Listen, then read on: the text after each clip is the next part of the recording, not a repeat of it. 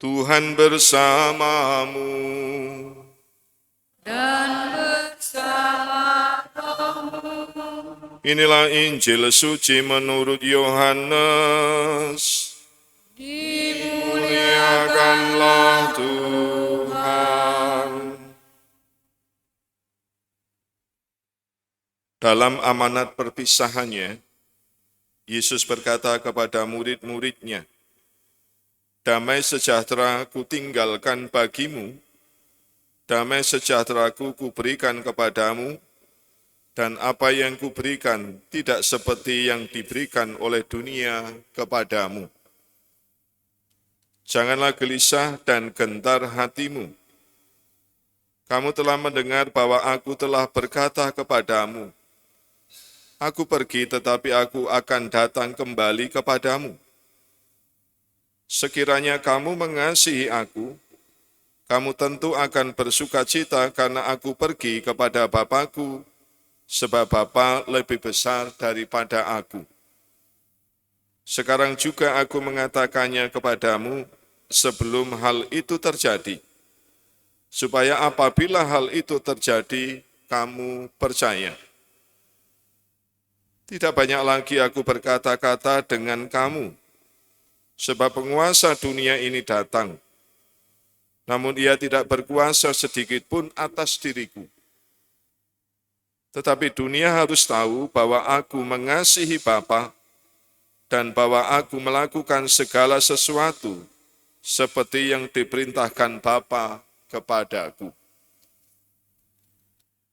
Demikianlah sabda Tuhan. Terpujilah Kristus.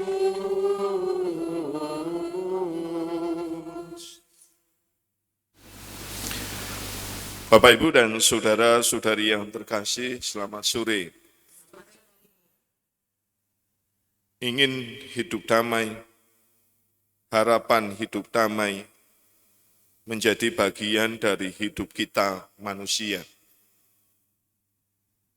Pastilah dalam perjalanan hidup ini, berkeluarga atau tidak berkeluarga, dan juga dengan pekerjaan yang dijalani, kita punya harapan bahwa semuanya itu membantu diri kita mengalami kedamaian, mengalami sukacita. Hari ini Yesus memberi wejangan kepada para murid berkaitan dengan soal damai. Para murid mengalami kegelisahan, kegentaran, tetapi Yesus mengajak mereka untuk menyadari bahwa hidup mereka adalah hidup yang membawa kedamaian Allah sendiri. Damai sejahtera kutinggalkan bagimu. Ini berarti bahwa damai itu dihadirkan Yesus bagi para murid, supaya tidak mengalami kegelisahan, kegentaran. Yesus mau menunjukkan kepada para murid juga bahwa dirinya menghadirkan damai itu juga karena kaitan dengan Allah sendiri. Hubungannya dengan Allah, bahwa perjuangan dirinya dalam menghadirkan damai karena kasihnya kepada Allah, karena ketaatannya kepada Allah, karena Allah juga adalah sumber damai itu sendiri.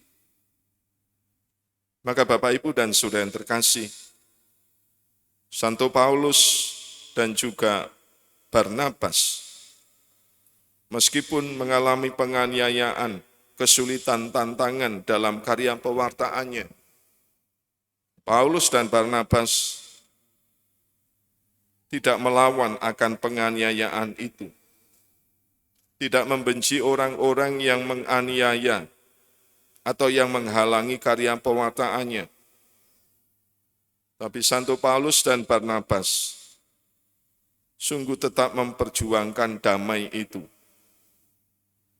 untuk membawa umat manusia kepada Allah agar mengalami damai Allah itu sendiri. Maka kunci untuk kita menghadirkan damai itu sendiri terletak dari diri kita sendiri. Apakah diri kita sampai pada kasih kepada Allah dan kasih kepada sesama? Kalau diri kita tidak sampai pada mengasihi Allah dan mengasihi sesama, kita juga akan menghadapi kesulitan dalam menghadirkan damai.